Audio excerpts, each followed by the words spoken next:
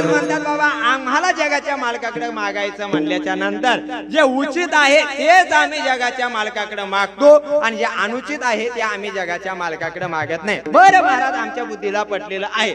तुकोबाराय जगाच्या मालकाच्या दर्शनासाठी अखिल कोट ब्रह्मांड नायक पंढरीश्वर भगवान परमात्मा विटेवर उभा आहे, ज्याचे कटेवर हात आहेत, त्या जगाच्या मालकाच्या दारामध्ये जगद्गुरु तुकोबाराय उभे राहिले आणि उभे राहिलेल्या तुकोबारायांचा चेहरा पाहून जगाचा मालक गालात हसला. आतापर्यंत देव तुकोबारायकडे बघून हसत नव्हता, पण आज जगाचा मालक तुकोबारायांना बघितल्याच्या नंतर हसायला लागला. तुकोबारायांनी बघितलं, म्हटले अरे हा माझ्याकडे बघून आज का हसतोय. हसल्याच्या नंतर तुकोबारायांनी दर्शन घेतलं आणि जगाच्या मालकाला विचारलं, देवा काय चुकलं का माझं. तुकोबाराय म्हणाले चुकलं. देव म्हणाला चुकलं काहीच नाही, पण तुकोबाराय मला असं वाटतं तुम्ही माझ्याकडे काहीतरी मागावं. तुकोबाराय म्हणाले देवा मला तुझ्याकडे मागायची अजिबात गरज राहिलेली नाही. अरे देवा माझ्या परंपरेमध्ये तुझ्याकडे कोणीच मागितलं नाही. आतापर्यंत अनेक भक्त झाले, अनेक संत झाले, अनेक संतांनी अनेक भक्तांनी तुझ्याकडे कधीच काही मागितलं नाही. अरे कधीतरी म्हणले रामायण डोळ्यासमोर ठेव देवा. रामायण डोळ्यासमोर ठेवल्याच्या नंतर प्रभू रामचंद्रांनी विचार केला होता लंका जिंकल्याच्या नंतर द्यायची कोणाला. प्रश्न प्रभू रामचंद्रांना पडला. प्रभू रामचंद्रांना सगळ्या वानर सेनेला बोलवून घेतलं. सगळे सगळे सगळे जवळ आले. देवाला विचारलं. देव म्हणत होते मी तुम्हाला एक महत्वाच्या मीटिंग साठी बोलवलेलं आहे. मला एक प्रश्न पडलेला आहे. म्हटले मी लंका जिंकल्याच्या नंतर हे लंका दान द्यायची कुणाला, असा प्रश्न मला पडलेला आहे. त्यावेळेस हनुमंतरायांना बोलवलं आणि हनुमंतरायांना सांगितलं हनुमंतराय मी हे लंका जिंकल्याच्या नंतर ही लंका मी तुम्हाला दान देणार आहे. हनुमंतरायांनी हात माग केले, गदा खांद्यावरती ठेवली, जगाच्या मालकाचं दर्शन घेतलं आणि जगाच्या मालकाला सांगितलं देवा मला फक्त तुमच्या नामात आवड आहे. मला तुमच्या लंकेशी घेणं देणं नाही. की लंका तुम्ही कुणालाही दिली तरी चालेल, पण लंकेत मला अजिबात आवड नाही. कारण देवा तुला सुद्धा तुझ्या नामाचा महिमा कळत नाही. तुझ्या नामाचा महिमा तुझं न कळे मेघश्यामा. भगवंता तुझ्या नावात काय ताकद आहे ते घेतल्याशिवाय कळत नाही. विठ्ठल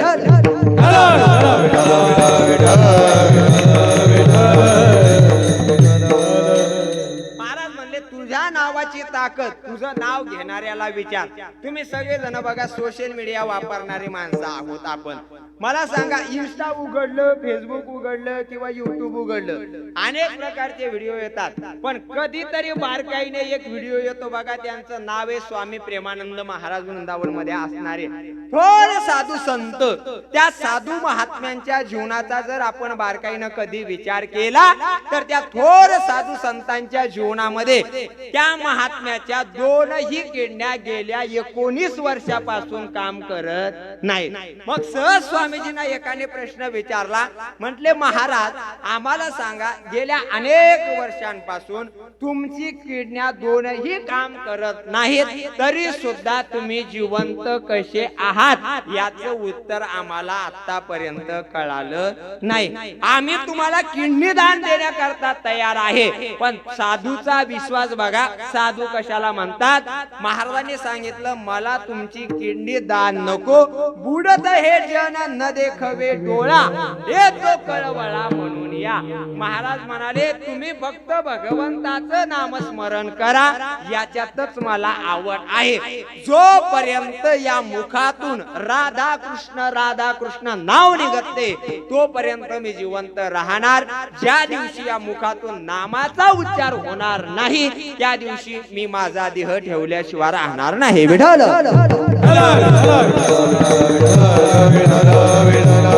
हनुमान रायाने सांगितलं मला अजिबात लंका नको. देवाने सांगितलं तुम्हाला जर लंका नको तर एक काम करा, तुम्ही अंगदाला बोलवून आणा. देव हनुमंतरायाने सांगितलं, हे बघा देवा, मला तुम्ही संकटात टाकू नका. तो अंगद म्हणजे माझ्याही पेक्षा बलवान आहे, त्याच्याकडे जर मी गेलो आणि त्याला सांगितलं देव तुला लंका देण्याकरता तयार आहे, तर तो तुमच्यावर रागवण्याच्या अगोदर तो माझ्यावर रागवेल.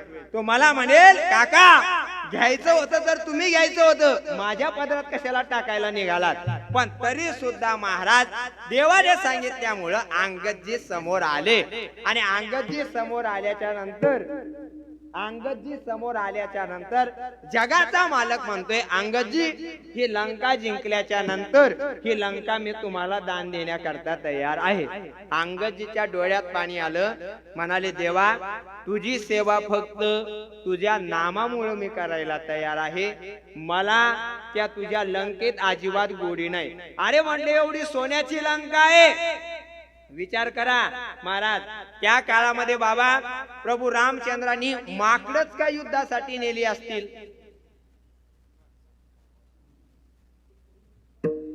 बाबने महाराज, त्या काळात भगवंतानं माकडच का युद्धा करता नेली असतील?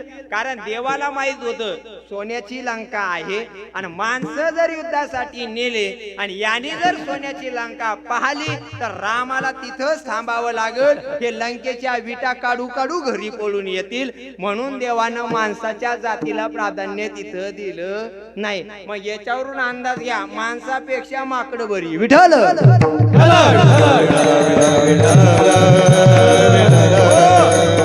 अंगदाने सांगितलं, देवा मला या सोन्याची लंका अजिबात नको. देव म्हणाले, अरे का नकोय? अंगदाने सांगितलं, माझ्या बापाचं नाव माहिती आहे का तुम्हाला? ते म्हटले, हो. तुझा बाप माझ्याच बाणाने मेला. मग ऐका ना देवा, अहो माझा बाप एवढा बलवान होता का माझ्या बापानं रावणाला 6 महिने बगलीत दाबून धरला होता. माझ्या बापाने ठरवलंच असतं तर एखादा असं टमाटर फोडावा तसा फोडून टाकला असता म्हणले रावण. आणि रावण माझ्या बापाने मारल्याच्या नंतर, माझा बाप गेल्याच्या नंतर ती लंका मलाच मिळाली असती. पण तरी सुद्धा माझा बाप एवढा बलवान होता, एवढं सामर्थ्य होतं, तरी सुद्धा माझ्या वडिलांनी रावणाची लंका घेतली नाही.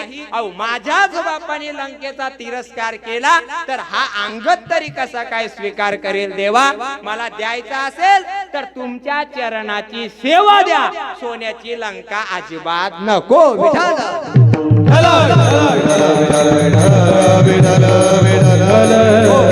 मग महाराज तुकोबारायने सांगितलं, माझ्या भक्त परंपरेमध्ये देवा तुझ्याकडे कोणीच काही मागितलेलं नाही. मग आज सुद्धा मला तुझ्याकडे काही मागायची आवड सुद्धा राहिलेली नाही. तुकोबारायला जगाचा मालक म्हणतोय, घ्या माझ्याकडनं काहीतरी. मनसी काही मागा हेची देगा पांडुरंगा, हेची देगा पांडुरंगा, हेची देगा पांडुरंगा.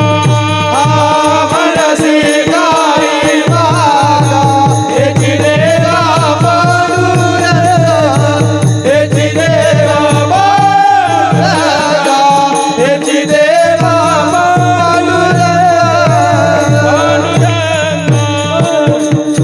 मनसी काही मागा हेची देगा पांडुरंगा. अरे तू जे देण्याकरता तयार आहे ते देण्याच्या अगोदर देवा तुझा स्वभाव मला चांगला माहिती आहे. काय तुझा स्वभाव आहे मला तुझा स्वभाव माहिती आहे. तुझा स्वभाव असा आहे बघ, घेसी तेव्हा देशी. देशी कोणती पण नका डोक्यात आणू. घेसी तेव्हा देशी, ऐसा आससी तू उदार. देवा आम्हाला माहिती आहे तू अगोदर घेतो आणि मग नंतर आम्हाला देतो. पण देवा तुला द्यायचंच असेल तर मला एकच दान दे. कोणतं?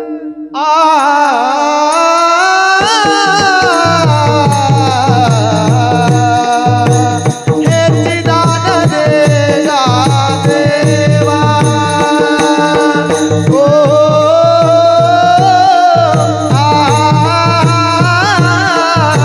हेची दान देगा देवा.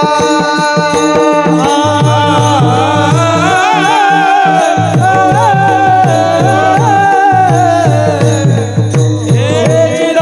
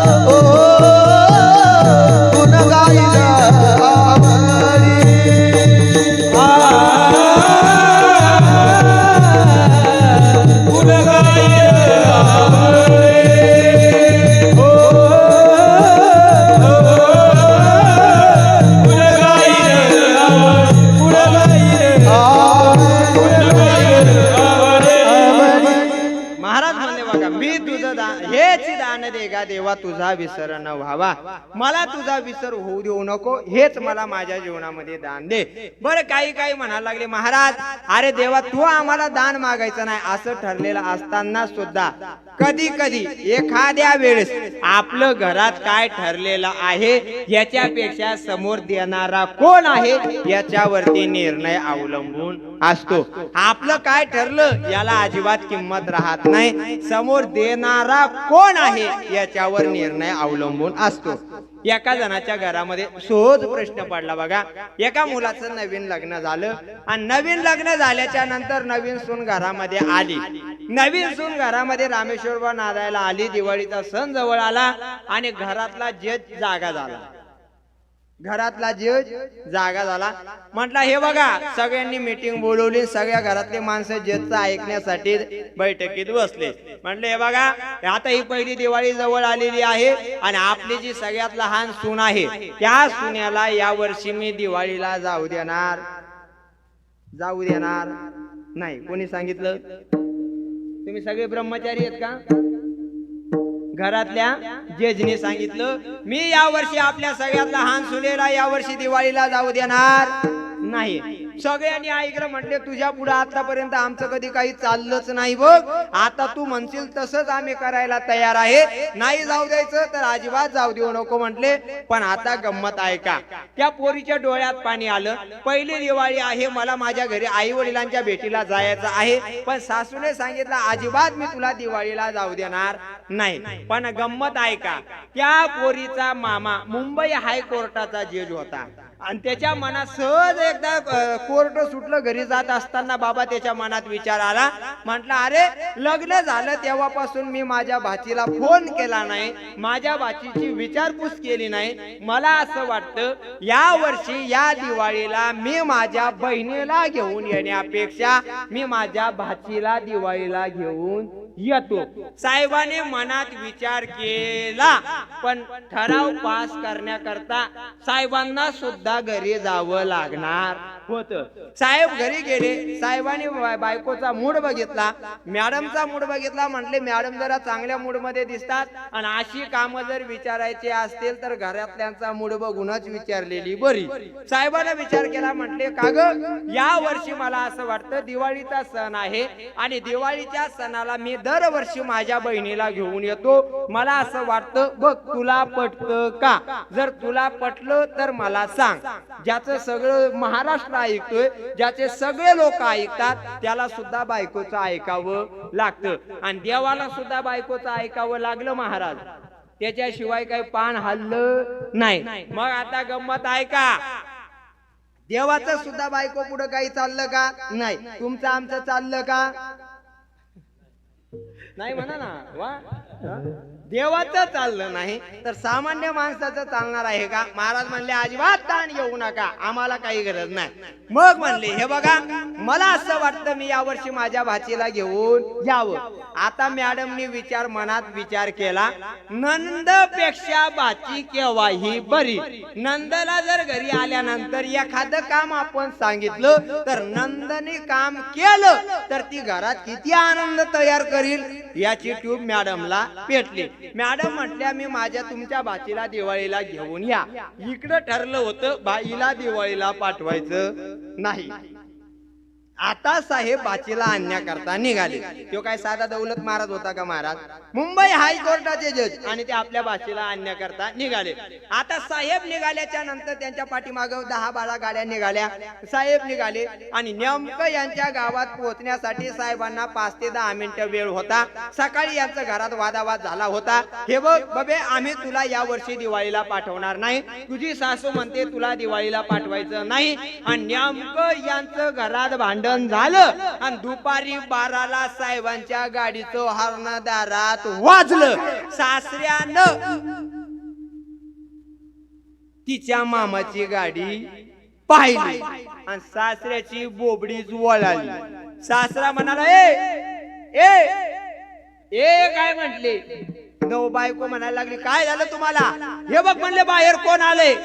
ती म्हटले कोण आलं? आणि तिनं साहेबांना पाहिलं आणि ती किचन रूम मध्ये गेली आणि याची धावपळ सुरू झाली. बेडशीट टाका, नवं टाका, जुनं टाका, गरम पाणी आणा, साबण आणा, टॉवेल आणा. साहेबाच्या तयारीला लागला. सगळी तयारी झाली. साहेब गाडीतून खाली उतरले. याला तर घाम फुटला. याला असं वाटलं पोरीनं नक्की कोणाच्या तरी फोनवरून साहेबाला फोन केला आणि मामा हिला घ्यायला आला. आता मामा तिला घरी ठेवल आणि आपल्या सगळ्यांना गाड्यात टाकून घेऊन जाईल. घाम फुटला याला. आणि घाम फुटल्याच्या नंतर महाराज यानं त्यांनी विचारलं तुम्ही का घाबरायला लागलेत? तो म्हटले साहेब माझी शपथ, आई शपथ घेऊन सांगतो मी काहीच म्हणालो नाही, माझी काहीच अडचण नव्हती. ते म्हणले अहो तुमची काही अडचण नसती तरी चालेल, मी काही अडचण तुमच्याकडे काही घेऊनच आलो नाही. तो म्हटला आई शपथ सांगतो, माझ्या पिढ्याचा विचार करून सांगतो तुम्हाला, मी तुमच्या पोरीला काहीच म्हणालो नाही, माझं पोरग सुद्धा काहीच म्हणालं नाही. तुमच्या पाया पडतो साहेब, फक्त मला सोडून द्या. अहो ते म्हणले युवाई तुम्ही असं काय करता, चला घरात. खांद्यावर हात टाकला. पुन्हा याला घामच फुटला. हा पुढच्या खुर्चीवर बसला आणि साहेब याच्या समोरच्या खुर्चीवर बसले. याचे किचन कडे तोंड होतं, साहेबाचं याच्याकडे तोंड होतं. महाराज तेवढ्यात साहेब म्हणाले हे बघा पाहुणे मंडळी, मी तुमच्याकडे एक निमंत्रण घेऊन आलो बघा. या वर्षी या दिवाळीला मला माझ्या भाचीला घेऊन जायचं आहे. याला वरच्या जीवाला हा म्हटला घेऊन जा. पण यानं किचन कडे पाहिलं आणि किचन मधून महाकाली अशी डोळे ताणून बघत. तांब्या उचलला. हे लगेच विठ्ठल विठ्ठल विठ्ठल विठ्ठल विठ्ठल विठ्ठल काय होते काय होते काय होते याचा विचार करत होता. मामा आला, भाचीला घेतलं, निघून गेला.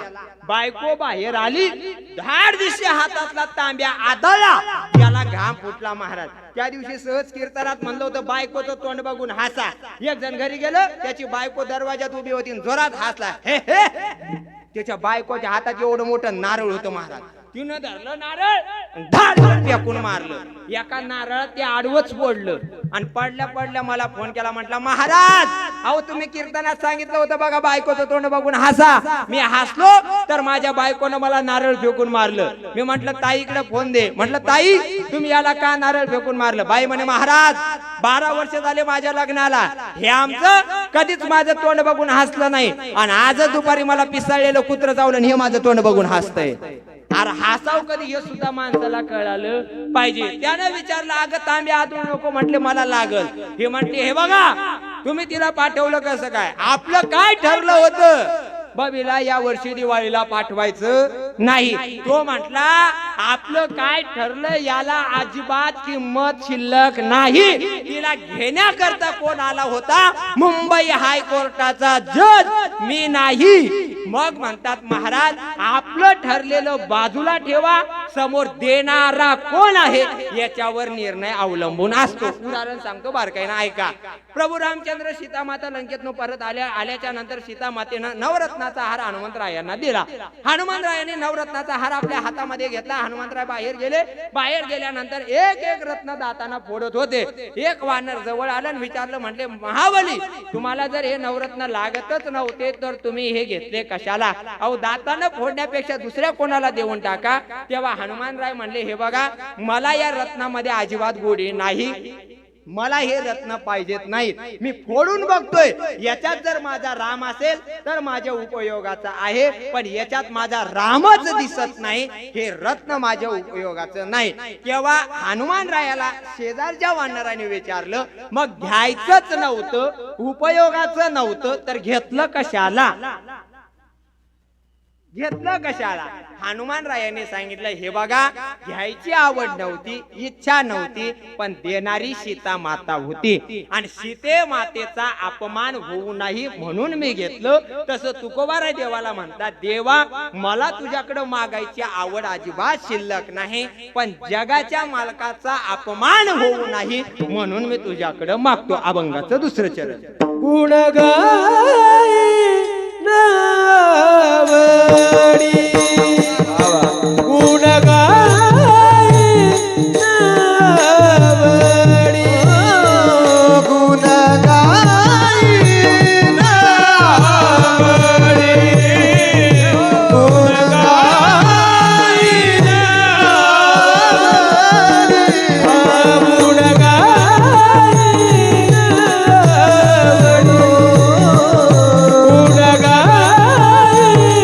नावडी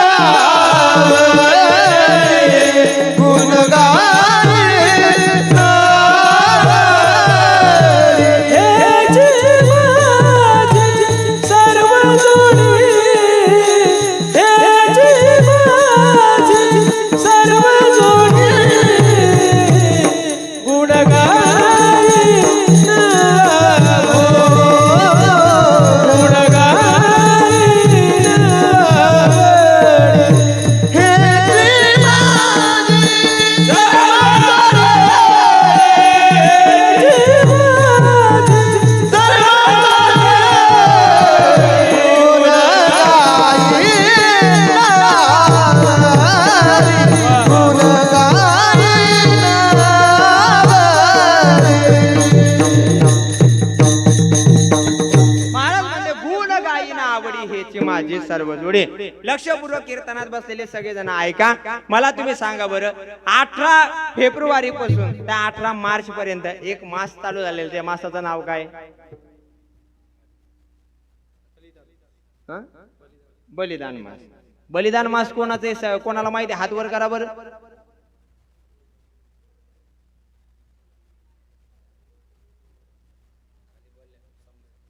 कोण बोल? बिनधास्त बोला, उगाच असं दडपल्यासारखं बोल नका. कोणाचे? हा,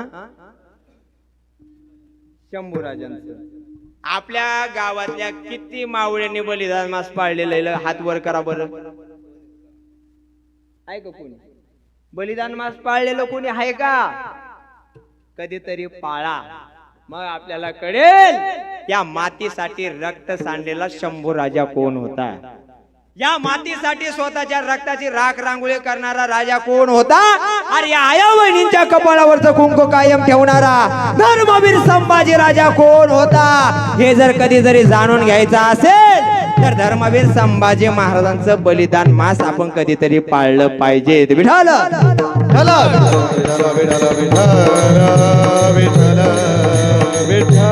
आज तुमच्या माझ्या कपाळावर, प्रत्येकाच्या कपाळावर जे भगव कुंकू कायम आहे ना, या भगव्या कुंकाचा वारसदार या जगात जर कोण असेल तर तो धर्मवीर छत्रपती संभाजी राजा आहे. ही गोष्ट ध्यानात ठेवा. अरे संभाजी राजाला ज्यावेळेस आलमगीर औरंगजेबानं पकडल्याच्या नंतर संभाजी राजांना डोळ्यात समोर ठेवलं होतं. संभाजी राजांना समोरासमोर ठेवलं. संभाजी राजाचे हात बांधले होते. अंगातनं रक्त खाली कोसळत होतं. अंगातनं रक्ताचे थेंब मातीला अभिषेक करत होते. करत असताना संभाजी राजाला विचारलं, शंभूराज आप एक बार कह दो आप ये धर्म छोड़ने के लिए तैयार हो. तसा संभाजी राजा औरंगजेबाकडे बघत राहिला असेल, डोळ्यात डोळे घातले असतील आणि कलाडला असेल, औरंगजेब तू थांबलास आमच्या मुखातून एक माफीचा शब्द ऐकण्यासाठी. अरे हा संभाजी राजा मरेल पण तुझ्या समोर नतमस्तक होणार नाही, कारण हे कुण्या आयऱ्या गैऱ्याचं रक्त नाही. हे रक्त आहे शिवछत्रपती शिवाजी महाराजांचं. विठ्ठल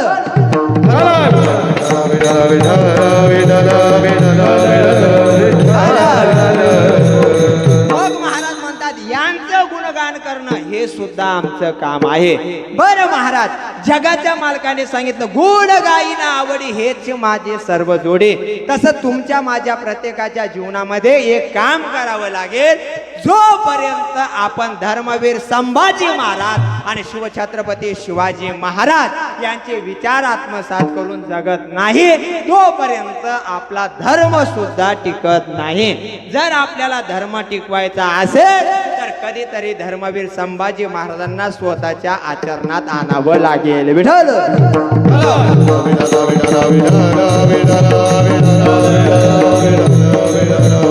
हो, लक्षपूर्वक आहे का? महाराज म्हणले आम्ही देवा तुझं गुणगान करण्याकरता तयार आहे. आम्ही तुझ्या गुणाचे गुणगान आयुष्यभर करण्याकरता तयार आहे. गुण गायीना आवडी हेच माझी सर्व जोडे.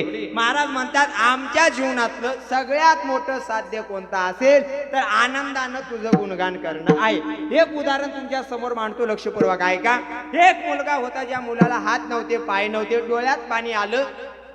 गावात कीर्तन चालू होतं. कीर्तन ऐकलं.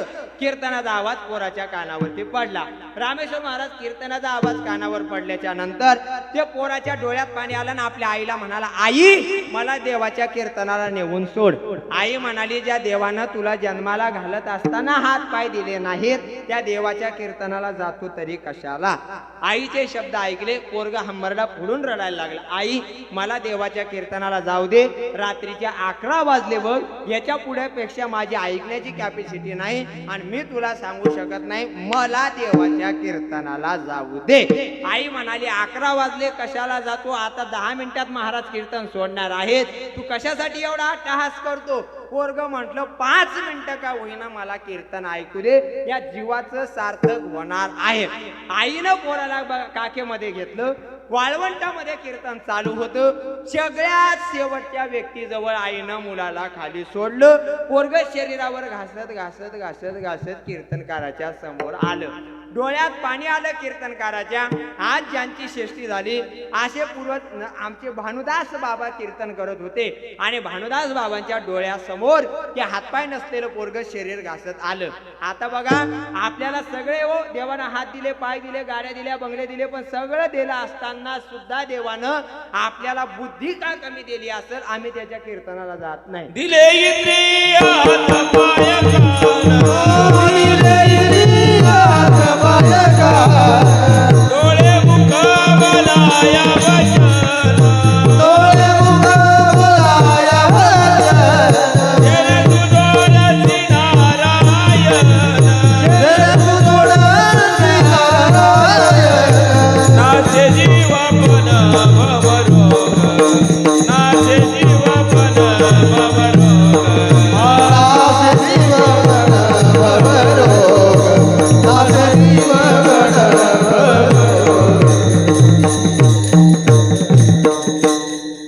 डोळ्यात पाणी आलं आणि डोळ्यात पाणी आल्याच्या नंतर ते पोरग कीर्तनकाराच्या समोर आलं. आल्याच्या नंतर महाराज कीर्तनकाराची आणि त्याची नजरानजर एक झाली. कीर्तनकाराने विचारलं, दादा अरे हे कीर्तन झाल्यानंतर तुला कोणी घ्यायला येणार आहे का? पोरानं सांगितलं, बाबा मला आता घरी जायचंच नाही, मला आता याच्या पुढे घरची वाट बघायची नाही, मला जगाच्या मालकाचं दर्शन घ्यायचं आहे. बाबा म्हटले, अरे तुला हात नाहीत, पाय नाहीत, जगाच्या मालकाच्या दर्शनाला एवढ्या दूर तू जाणार कसा? पोराने सांगितलं, बाबा काही झालं तरी चालेल, पण मी जगाच्या मालकाचं दर्शन घेतल्याशिवाय राहणार नाही. कीर्तन संपलं. भानुदास बाबा आपल्या कुटियामध्ये निघून गेले, वारकरी निघून गेले. ते पोरग सुद्धा रात्री अंधारामध्ये निघून गेलं. मायबाप निघून गेल्याच्या नंतर सकाळी 4 वाजता वारकरी जागे झाले. काकडा सुरू झाला. काकडा संपला आणि संपल्याच्या नंतर भानुदास बाबांना सगळ्यांनी सांगितलं, बाबा आता आपल्याला निघायचंय. भानुदास बाबांनी गळ्यामध्ये विणा घेतला. विणा घेतल्याच्या नंतर सहज मनात विचार आला, अरे रात्री एक पोरगा आला होता ज्याला हात नव्हते, पाय नव्हते, तो पोरगा रात्री कीर्तनाला आला होता. वारकऱ्यांना विचारलं, कुठे गेला रे तो मुलगा? बाबा तो मुलगा रात्री कीर्तन संपलं, सगळे वारकरी आपापल्या तंबूमध्ये निघून गेले, तेव्हाच तो मुलगा ही जागा सोडून निघून गेला. भानुदास बाबांच्या मनात विचार आला, गेला असेल म्हटले आपल्या घरी निघून. सहज मनात विचार आला, म्हटले घरी निघून गेला असेल. भानुदास बाबांची दिंडी बरोबर निघाली. जात असताना प्रत्येक गावामध्ये भानुदास बाबांच्या दिंडीच्या भोजनाची व्यवस्था व्हायला लागली. भानुदास महाराज म्हणायला लागले, अरे मी तर अजून कोणत्याच गावामध्ये माझ्या दिंडीचा माणूस पाठवला नाही, माझ्या दिंडीचा चोपदारही पुढच्या गावामध्ये पोहोचला नाही, तरी सुद्धा गावकऱ्यांनी माझ्या दिंडीच्या भोजनाची व्यवस्था केली कशी, याचा प्रश्न बाबांच्या डोक्यात येत होता. एक एक गाव बदलल्या जात होतं. दुपारची वेळ होती. भानुदास बाबांच्या दिंडीच्या भोजनाची व्यवस्था झाली. जेवण करत असताना भानुदास बाबांनी गावातल्या मुख्य व्यक्तीला बोलवून घेतलं. म्हटले, मी तुम्हाला दिंडीच्या भोजनाची व्यवस्था करायला माणूस पाठवला नाही, पण सहज मनामध्ये विचार आला असेल की जगाच्या मालकाचा नामघोष आपण करतो, मग जगाच्या मालकाला आपल्या भोजनाची व्यवस्था लावावीच लागेल, कारण वाव हा संसार देवापायी, या दिंडीचा सगळ्याच्या सगळा संसार मी जगाच्या मालकाच्या पायावर अर्पण केलेला आहे, त्याला याची चिंता तर असलीच पाहिजे. मुख्य माणूस बाबांच्या जवळ आला आणि विचारलं, बाबा मी तुम्हाला कोणत्या शब्दात सांगू? बाबा म्हटले, अरे कोणी करायला सांगितली दिंडीच्या भोजनाची व्यवस्था? डोळ्यात पाणी आलं आणि तो माणूसच हंबरडा फोडून रडायला लागला. भानुदास बाबांच्या पायावर मस्तक ठेवलं आणि भानुदास बाबांना म्हणतो, बाबा ऐका ना बाबा, बाबा तुमचा एक शिष्य होता हो, ज्या पोराला हात नव्हते आणि पाय नव्हते, ते पोरग त्याचं शरीर जमिनीवर घासत आमच्या गावात आलं. बाबा जमिनीवर घासत येत असताना त्या पोराच्या छातीमध्ये, पाया मांड्यांमध्ये रस्त्यावरची खडी टोचली होती. बाबा त्याची छातीतून रक्त बाहेर येत होतं. त्याचे हात सोडून निघले होते बाबा, लाल गुंद झाले होते, रक्त बाहेर येत होतं. ते पोरग दुपारच्या उन्हाच्या टायमात आमच्या गावात आलं आणि त्या पोराने सांगितलं, माझ्या गुरुजीची दिंडी येते, माझ्या गुरुजीच्या दिंडीच्या भोजनाची व्यवस्था करा. शब्द ऐकले, मुलाचं वर्णन ऐकलं आणि भानुदास महाराज हंबरडा फोडून रडायला लागले. बघा, एका साधूनं, एका संतानं, एका सामान्य जीवासाठी लढावं यापेक्षा त्या जीवाचं कोणतंच मोठं भाग्य नाही. अहो, भानुदास महाराजांनी हंबरडा फोडला आणि बाबा म्हणायला लागले, कोरमा, अरे एक वेळ म्हणाला असतास रे दादा, बाबा मला पंढरपूरला यायचे. अरे बाळा, तुझ्यासाठी बैलगाडीची व्यवस्था केली असती, कशाला हे शरीर घासत निघाला रे. बघता बघता कुर्मदास महाराज पंढरपूर जवळ लहुळ नावाच्या गावामध्ये पोहोचले. एका झाडाखाली आपल्या जमिनीकडे झोपलेले होते. श्वासानं माती वर उडत होते. ओढणाऱ्या मातीला कुर्मदास महाराज सांगत होते, हे आई, इथपर्यंत तुम्हाला घेऊन आली ग, हे माझं भाग्य आहे आई, पण इथून पुढे सुद्धा तुम्हाला घेऊन जाण्याकरता तयार आहे, पण हे शरीर आता मला साथ देत नाही. रडायला लागले. श्वासानं माती वर उडत होती. वारकरी जवळून जात होते. मृदंगाचा पखवादाचा वारकऱ्याच्या अभंगाचा आवाज कानावर पडत होता. जसा आवाज कानावर पडावा तसे डोळ्यातून अश्रूचे थेंब खाली पडावे. बघता बघता ज्या ठिकाणी कुर्मदास महाराज थांबले होते त्या ठिकाणची माती सुद्धा रक्तानं लाल झाली होती. रक्तानं लाल झालेल्या मातीत कुर्मदास महाराज शांत पडून होते. एका वारकऱ्यानं जाऊन बघितलं, अरे हा तर कुर्मदास आहे. शब्द ऐकला, डोळ्यात पाणी आलं आणि भानुदास महाराजांकडे जावं. बाबा, त्या कुर्मदासाला एक वेळ भेट द्या बाबा. बघा ना, त्यानं त्याचं शरीर घासून घेतलंय ना बाबा, एकदा फक्त त्याला भेट द्या. भानुदास बाबांनी कुर्मदास महाराजांकडे यावं. आल्याच्या नंतर डोक्यावर हात ठेवला. अरे त्या दंडाला पकडलं, मांडीला पकडून पाठीवर झोपले, पोटावर झोपलेल्या कुर्मदास महाराजांना पाठीवरती केलं तर भानुदास महाराजांचे हात सुद्धा रक्तानं लाल झाले होते. रक्तानं लाल झालेल्या हातांना भानुदास बाबांनी बघावं, कुर्मदासाकडे बघावं. राजा, अरे कशासाठी एवढा अट्टहास केला? बाबा, माझा विश्वास तुमच्या शब्दावर होता. संताची पायी हा माझा विश्वास, सर्व भावी दास झालो त्यांचा. मला तुमच्यावर विश्वास होता, तुमच्या शब्दावर विश्वास होता. जगाच्या मालक मला भेटणार आहे, पण बाबा आता हे शरीर मला साथ देत नाही. एक काम करा, जगाच्या मालकाला माझा शेवटचा निरोप सांगा. एवढा करा उपकार, सांगा देवा नमस्कार. जगाच्या मालकाला माझा नमस्कार सांगा. भानुदास बाबा पंढरपूर मध्ये जातात. जगाच्या मालकाला सांगतात, देवा आमच्या कुर्मदासाला भेट द्या.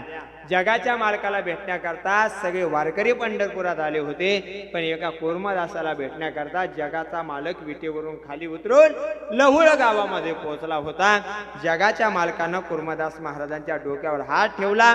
मालकाचा स्पर्श भक्ताला जाणवला आणि डोळे उघडले. बघतात तर काय, जगाच्या मालकानं कुर्मदास महाराजांचं डोकं स्वतःच्या मांडीवर घेतलं होतं. डोळ्यात पाणी आलं आणि जगाच्या मालकानं एकदा कुर्मदास महाराजांना विचारलं, महाराज तुम्हाला काय देऊ? दार देऊ, घर देऊ, वैकुंठ देऊ, स्वर्गलोक देऊ, चांगलं शरीर देऊ, घर दार गाडी बंगला काय देऊ?